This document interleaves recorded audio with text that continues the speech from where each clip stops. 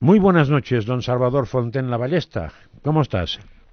Buenas noches, don José María. Pues estoy muy bien, un Eh, buen día. Eso es bueno. Antes ya te he presentado general de brigada retirado e historiador. Todo Efectivamente. es correcto, ¿no? Sí, correcto. Pero el historiador, serás un historiador, diríamos, no, no es general. O sea, ¿en qué parte vas, en qué parte dedicas tus estudios de historia? ¿O en qué dedicas tus Sí, estudios de historia? lógicamente, por el tema profesional, pues me he dedicado a la historia militar. Vale. ¿Eh? Lógicamente, y sobre todo a la historia militar, hombre, de todos los tiempos, últimamente la época contemporánea, es decir, guerra de Marruecos nuestra guerra de liberación o guerra civil, y luego siempre desde el punto de vista militar, ¿no? Pues los estudios, los procedimientos, las tácticas, en fin, un poco desde el punto de vista didáctico. O sea, diríamos, aprovechar tu experiencia profesional para iluminar los momentos históricos en que te fijas. Y al revés también, aprovechar la historia para coger experiencia y enseñanza y lecciones aprendidas, vamos, se llama la enseñanza de la historia sobre el empleo del ejército en las operaciones militares. Sí, que eso si la gente lo estudiara más no nos sería nada mal, porque realmente basta preguntar al mundo, a los que nos dirigen políticamente qué saben de historia y te quedas absolutamente alucinado. No tienen ni idea, vamos, es una cosa.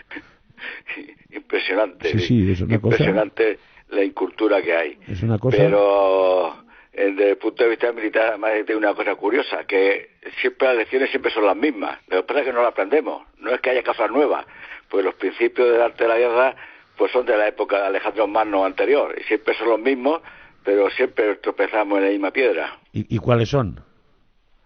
Pues son, el principal es la voluntad de vencer, el espíritu de lucha, Hmm. la unidad de mando, la sorpresa, la libertad de acción y la acción de conjunto. Si esas cosas no se cumplen, pues vamos directamente a la derrota. Y además lo dicen todos los reglamentos militares.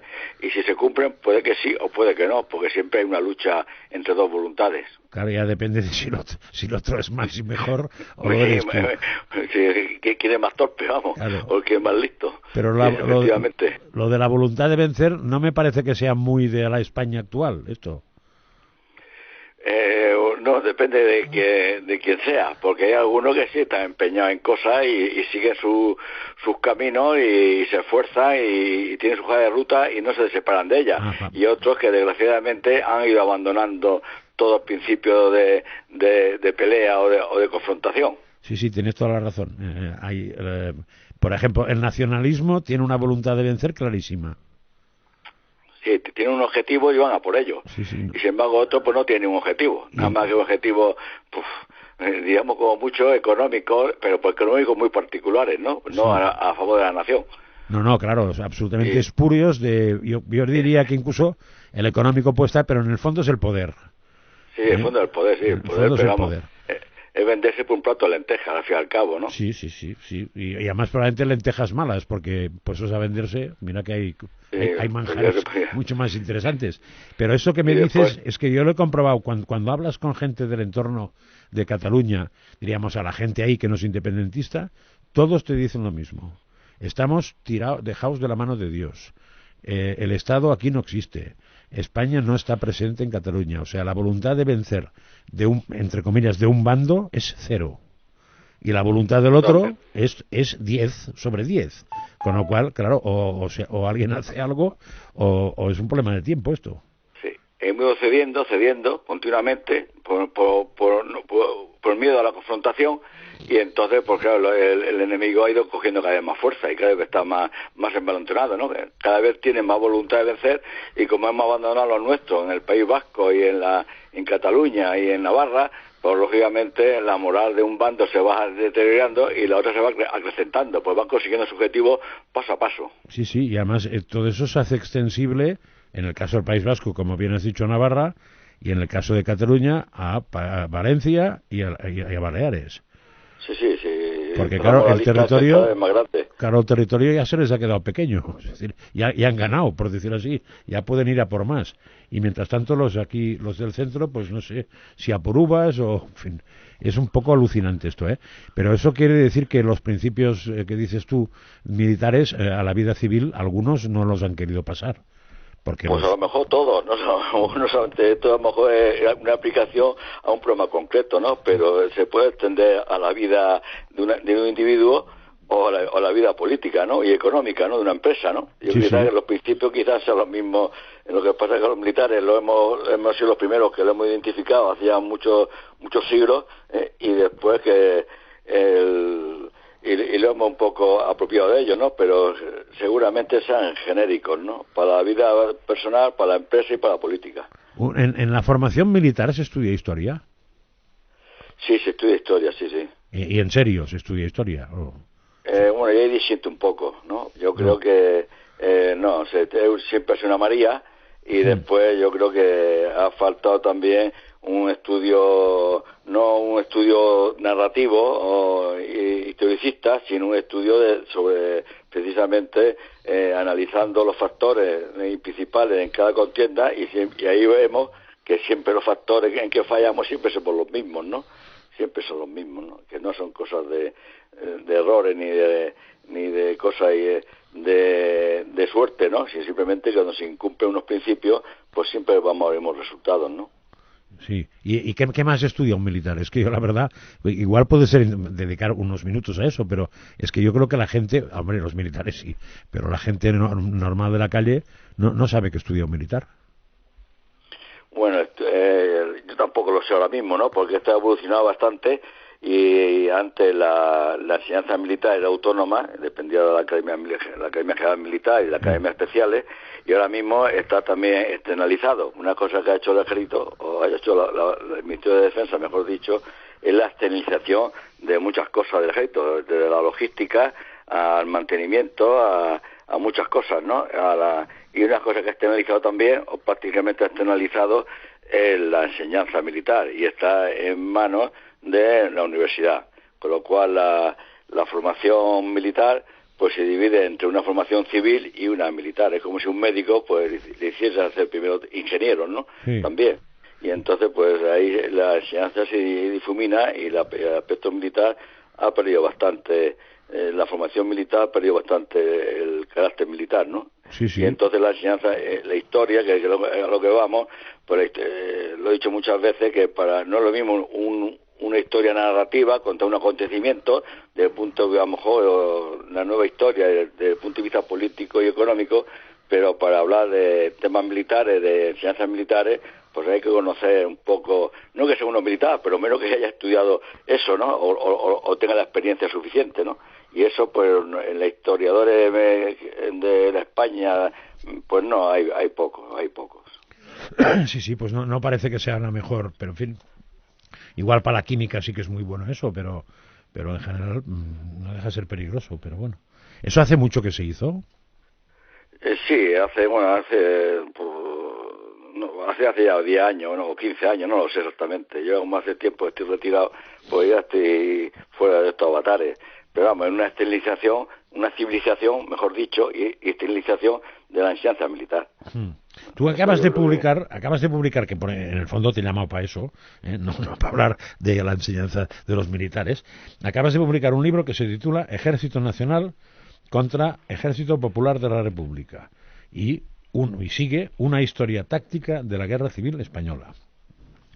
Exactamente, el título lo dice todo, ¿no? Porque sí. He leído mucho de la historia de la Guerra Civil, de mucho de enfoque ideológico, tal, pero siempre pues son más bien narrativos, de contar con más o menos aciertos, más o menos gracia, como batallas, cosas políticas, pero el análisis sistemático de todo y de cada acción, si se está cumpliendo los principios fundamentales o no se están cumpliendo, ¿no? Y ahí sale una serie de conclusiones que, lógicamente, el que mejor las cumplió fue el que ganó, como es lógico, ¿no? O sea, la ganó el que mejor cumplió los 5 puntos que me has dicho antes. Sí, seguro, vamos, segurísimo.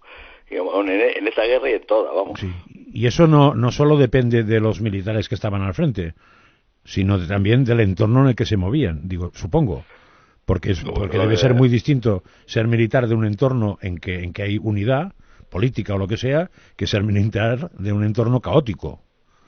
Claro, porque siempre la culpa de la guerra la echan los militares, pero la que hacen la guerra son los políticos, son los políticos, y entonces la función de unidad de mando pues la tiran a los políticos. Si los políticos, como pasó en la guerra civil, el mando de la República estaba dividido con las milicias, el Partido Comunista, el Partido Socialista, pues entonces no hubo unidad de mando, cosa que el Ejército Nacional sí lo consiguió. Y después también, lógicamente, si uno va a una guerra, tiene que tener herramientas para ganar esa guerra, ¿no? Que es el ejército. Si la nación no pone los medios y no sabe enfocar bien el adiestramiento de esa fuerza para la misión que le va a encomendar, pues resulta que ese ejército pues no es eficaz, ¿no? No es lo mismo una guerra de guerrilla en el Vietnam que la Segunda Guerra Mundial o la guerra de Irak ahora, ¿no? Entonces hay que adaptar la herramienta a cada circunstancia y darle los medios adecuados. Si eso los políticos no lo hacen, pues poco se puede hacer, vamos. Sí, porque para los que somos, ese tema hemos dedicado poco tiempo. Cuando se produce el 18 de julio, hay partes, diríamos, de la oficialía importante que está en un bando y parte que está en el otro. No tienen por qué ser mejor unos que otros. O sea, habría claro, generales buenos en todos lados, porque algunos de ellos fueron porque quisieron estar, pero otros por donde los pilló, supongo también, ¿o no? Pues sí, de todo hubo en la Viña del Señor, ¿no?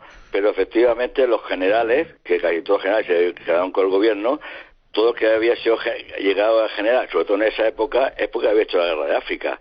Luego eso de que eran africanistas nada más que un bando, no, los africanistas eran los dos bandos, los dos generales. Lo que pasa es que uno se echaban por un bando y otro para otro.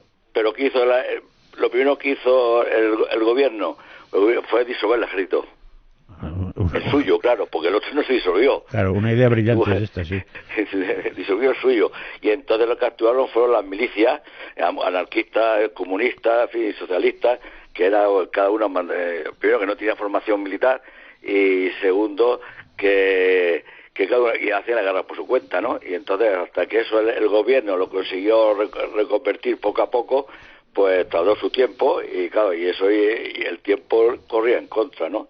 Y nunca lo consiguieron, porque hasta el final tenemos el movimiento de Casado y los socialistas y la guerra de Cataluña del PON con los que nunca consiguieron esa unidad, ¿no? Y los catalanes por un lado, los vascos por otro, y que nunca consiguieron esa unidad completamente. Y sin embargo el Ejército Nacional de primer momento estaban seguros de que o había un mando único o perdían la guerra, ¿no? Y eligieron a uno y le salió bien.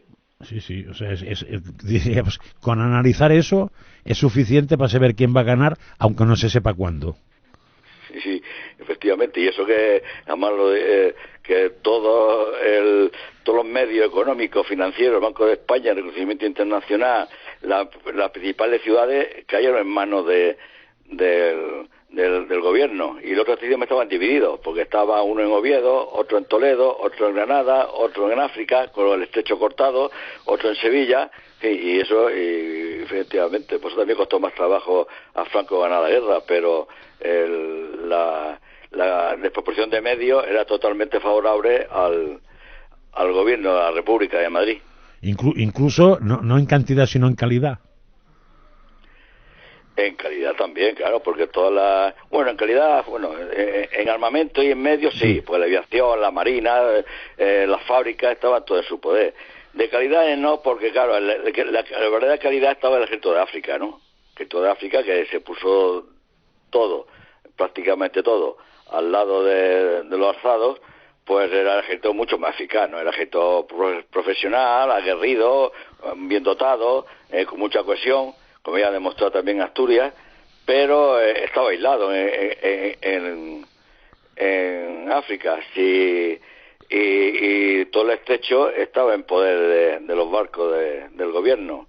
Lo que pasa es que tampoco, como habían matado a los marinos, y entre ellos a 3 tíos míos, pues claro, estaba en mando de la escuadra de los cabos y eso, y sin oficiales, pues no supieron bloquear el estrecho. Sí, o sea que me estás diciendo que el ejército que tú llamas, no sé si se llama siempre así, Ejército Popular de la República, oficialmente. Sí, es el nombre que ellos ponen. Vale. Vale, porque... Ten en cuenta, es que una cosa curiosa, porque el ejército subrogado se llama ejército nacional. Sí. Y conserva los empleos militares, las divisas, las condecoraciones, el saludo, los nombres de los regimientos, y el ejército del gobierno, pues primero que no se llama nacional, se llama la república, es decir, no de la nación, sino de un régimen, ¿no? De un tipo de y encima régimen. Cambia el saludo, los uniformes, hace el modelo de ejército rojo. El modelo es el ejército rojo de bolchevique. Y entonces, pues, los comisarios políticos, el saludo con el puño cerrado, cambia las condecoraciones, cambia los nombres de las unidades, cambia todo. Es decir, que los alzados son los que siguen con toda la tradición militar española, y los que son del gobierno lo cambian totalmente de un día para otro. Sí, porque eso a mí... Lo cual es muy significativo. Claro, también. a mí me choca porque yo no había oído hablar nunca de Ejército Popular de la República a nivel coloquial. Yo vengo de Barcelona y ahí los bandos eran muy claros, rojos y nacionales. No había más, en la calle no se hablaba de otra, no se les ponía más calificativos. Entonces, cuando leí que en tu libro ponías Ejército Popular de la República, dije, hombre, tiene sentido, pero no lo había oído. O sea, ellos mismos se llaman así. Es el nombre oficial que tienen ellos, el nombre oficial, Ejército Popular, como todos los ejércitos comunistas son populares, sí. Hasta la democracia popular, sí. Y es de la República, no de la nación, no de la nación, no de España, como ejército nacional, es de un régimen que España ha tenido monarquía, dictadura, república y todo. Sí. Y eso es también una cosa, igual que la jurada de bandera, que cambia la república. No jura uno a España, los militares siempre juramos defender a España. No, el juramento es jurar a la República, es defender a la República, no a España. Luego el sistema es muy partidista, ¿no? Sí, es chocante, que se llame de la República y no es chocante, pero en fin. No de España o de la nación, vamos, o del Estado, no de la República. Vuelve un poco a los tiempos de los reyes absolutos, que decían que el ejército era suyo, bueno, que toda España era suya, ¿no? Pero era el ejército del rey, ¿no? Era el ejército del rey. Pues igual, el ejército del rey, en un estado teóricamente democrático, es el ejército de un régimen político, no de la nación. En el libro, entonces, ¿qué vas explicando? Diríamos, la táctica militar que se va empleando lo digo para hacer un poco de publicidad del libro. Sí, gracias. No, sí, bueno, voy... un análisis general, ¿no?, de los principios antes de la guerra y del ejército de la República, del ejército nacional, cómo se diferencia uno de otro, y después lo hago por campañas, por campaña. Normalmente, pues, la marcha sobre Madrid, bueno, lo clásico, ¿no?, y la importante batalla, pero distingo una cosa, una es la acción, que también hay mucho error de eso, que todo el mundo o nos quieren hacer creer que la iniciativa estuvo en el mando del Ejército Popular de la República, en manos de Vicente Rojo, y no fue así. Siempre la iniciativa del principio la tuvo Franco, ¿no? La tuvo el Ejército Nacional. Y lo otro, lo que trataban con Brunete, con la batalla de Belchite, con Teruel, con el Ebro, era unas contraofensivas muy limitadas para frenar las ofensivas nacionales. Y lo conseguían al principio temporalmente, y después ni siquiera temporalmente, después ya con la superioridad tan grande que, en fin, lo paraban las fuerzas locales y después ya se contraatacaba, ¿no? Pero la iniciativa estuvo siempre en el mando nacional, y entonces a todas esas batallas que organizaba el general Rojo, que está muy ensalzado, es un mito que yo creo que es bastante falso, pues en realidad no son ofensivas, son contraofensivas para parar ofensivas que nunca consiguieron el objetivo que pretendían. ¿No le das mucha altura militar al general Rojo? No, general Rojo, vamos, yo creo que es que los comunistas tienen la ventaja, como pasa con Lister, campesinos, que iban de derrota en derrota y siempre están ensarzados como mitos, pues los comunistas los suyos lo ensarzan, tienen razón sin ella, no hacen unos mitos, y estos pues fueron de derrota en derrota. Y Vicente Rojo, pues era un teórico, era un señor que había hecho nada más, que había hecho 4 años nada más que en África, lo cual en aquella época pues era comandante y no general como otros, y después pues estuvo su tiempo de profesor en la academia, era un teórico. Pero claro, le faltó, yo también soy capaz de invadir Siberia con 2 flechas, uno por arriba y otro por debajo, ¿no? Y envolver Siberia, pero para hacer eso necesita una herramienta, ¿no? Y esa herramienta es el ejército. Y el gobierno de la República, ni Vicente Rojo, tenía esa herramienta para hacerlo. Luego eran muy teóricos, sí. Pero a la hora de la verdad, pues a los segundos días la ofensiva estaba parada y terminaba en un desastre, ¿no? Sí, sí. Y después pues tuvo también otro error muy muy importante, eso ya achacable ya es más a general Vicente Rojo, pues la contraofensiva la hacía muy cerca de donde estaba la grande reserva del Ejército Nacional, con lo cual rápidamente acudían a apagar el fuego, ¿no? Y además no tuvo en cuenta que el Ejército Nacional tenía la capacidad, que fue también un invento de entonces bastante, de centralizar todos los camiones, todas las camionetas, y rápidamente con eso movían las reservas, ¿no? Hacía un cuerpo de automovilismo, con lo cual movía las reservas de forma muy rápida, ¿no? Y después ya lo de la batalla del Ebro destaca, la batalla del Ebro hace una ofensiva sin superioridad aérea, con el río detrás, con el obstáculo, y defenderte con el obstáculo principal, que es el río Ebro, detrás de ti, y pues eso en cualquier escuela de Estado Mayor lo hubiese suspendido, hasta en la coreana. Sí, porque eso fue realmente, la batalla del Ebro es la crucial, ¿o no? Sí, la destrucción del ejército.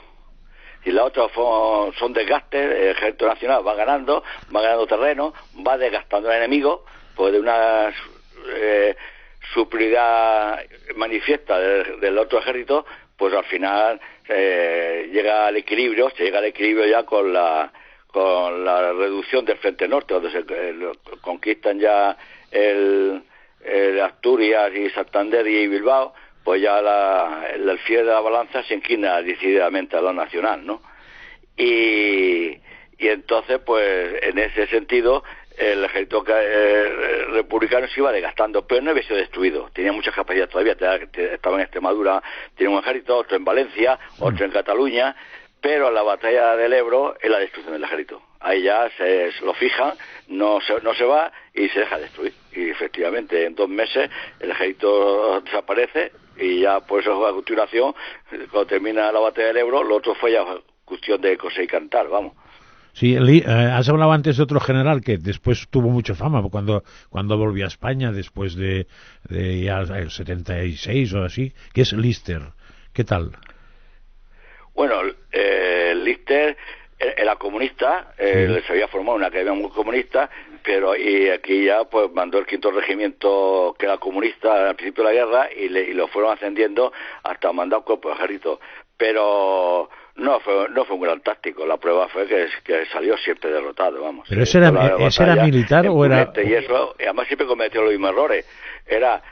La sorpresa la conseguían fácil, pues la sorpresa es fácil conseguirlo, en una línea muy larga de frente, pues era de mitad en mitad de España, con una orografía que ocultaba todos los movimientos, pues muy montañosa, y no había medio de información como hay ahora, pero consiguió la sorpresa y a los 2 días estaba parado, porque se fijaba en objetivos pequeños. Pasó como el Alcázar es un objetivo sin importancia y ahí se fijó mucha fuerza. En Brunete le pasó lo mismo, en Belchite se fijaron en Belchite y no siguieron avanzando, es decir, que siempre se atascaban en cuanto una posición pequeñita resistía, todo el mundo se fijaba en esa posición y no siguen avanzando. Y eso, el jefe era Lister, ¿no? Eso es indudable. Pero Lister era militar, yo es que he tenido dudas siempre. No, era militar, era civil, era comunista. Vamos. Vale, por eso era militante, más que militar, militante comunista. Vale, y se le fueron otorgando grados militares, porque alguien quiso, vamos, pero no era... el Partido Comunista, Partido Comunista lo suyo lo amparaba y le hacía un mito, y como era un mito, pues ya no podían cesarlo, y siempre estuvo en el candelero. Pero vamos, no fueron grandes militares, lógicamente los que procedían de las milicias, ¿no? Incluso el campesino estaba muy ensalzado, pues en Teruel, su misión era defender Teruel, y lo que primero que hizo fue escaparse y dejar a sus soldados allí, claro, y eso el Ejército Nacional nunca ocurrió. El que estaba en Teruel cayó en Teruel, el que estaba en Alcázar se quedó en Alcázar, y el que estaba en Oviedo se quedó en Oviedo, y el que estaba en Gijón se quedó en Gijón. Y eso en el Ejército Nacional no ocurrió nunca o casi nunca, vamos. Yo creo que nunca, vamos. Sí. Una pregunta que siempre bueno, creo que me la he hecho yo, eso la ha hecho mucha gente. ¿La decisión de no tomar Madrid era política o militar? Bueno, eso es, yo he estado bastante, aunque hay muchas leyendas también en el tema, el que manda todo al principio es Mola.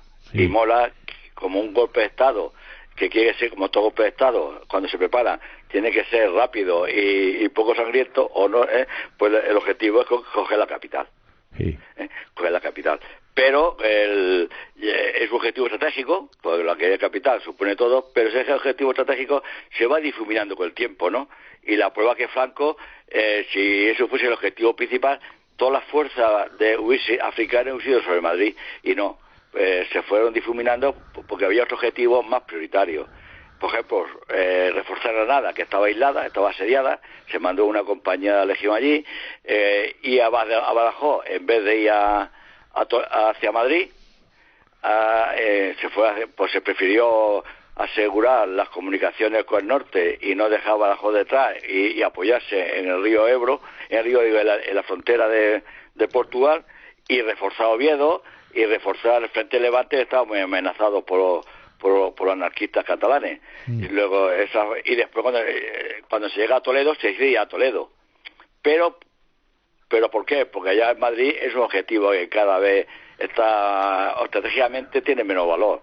Ya el gobierno se ha ido, ha sacado el dinero, en fin, que sigue siendo un objetivo importante porque es la capital y un nudo de comunicaciones, pero se va perdiendo fuerza. Entonces, claro, los planes estratégicos no se cambian de un momento a otro, ¿no? Porque hay que mover mucha fuerza, y entonces ya una masa de maniobras lanzada sobre un objetivo, pues es difícil desviarla, es costosa, y segundo, que le da iniciativa al enemigo, ¿no? Pero tú cambias, el enemigo sin embargo, la marcha sobre Madrid obligó a tener siempre iniciativa y que los otros no la tuvieran. Sí.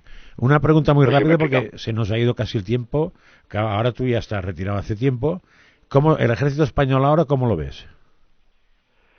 Pues yo desde que me fui y antes que me fuera, yo lo veo bien. Y la prueba es las misiones internacionales. Aquí, hombre, cada vez somos menos y el presupuesto se nota, ¿no? Que cada vez más reducido, pero las misiones internacionales que estamos teniendo al lado de otros aliados o de países de nuestro entorno, pues el comportamiento y el resultado son excelentes, no tenemos nada que envidiar.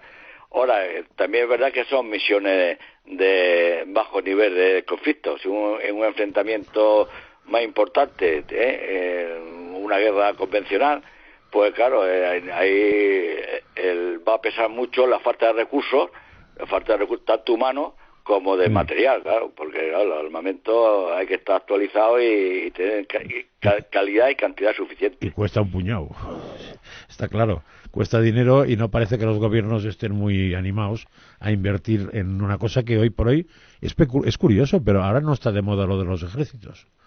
O sea, da la sensación de que los países, o al menos en España, en España claro, sobra el ejército, o sea, sí. Pero bueno, gastamos mucho en seguridad de todos los lados, ¿no? Y el ejército proporciona seguridad. Sí. Y eso es, y la prueba es que los demás no son tontos y gastan dinero en defensa, ¿no? Sí, y somos los últimos, yo a lo mejor pues, a la altura de Luxemburgo, una cosa así de modestad, ¿no? Sí, eso, o sea, yo la sensación que tengo, pero claro, tú eres profesional del tema, es que tenemos gente muy buena, pero muy poca. O sea, muy poca y escasamente dotada. Y escasamente dotada, exactamente. Entonces, pues nada, dices, menos mal que no pasa nada, pero como pasara algo, pues ya veríamos cómo acabaría esto. Bueno, también tenemos el ejemplo de Marruecos, que es nuestro amable vecino del sur, y que nos ha amenazado varias veces, y le ha metido mano varias veces, a Sahara, Idnil, Perejil, etcétera, y amenaza con quedarse con media España según su concepto del Gran Magreb, pues cada vez está más poderoso, cada vez tiene más armamento, cada vez tiene más medios. Este se invierte, sí. Y nosotros, no sé si a una vez llegaremos a la inflexión, al cruce, si no hemos llegado ya, vamos. Sí.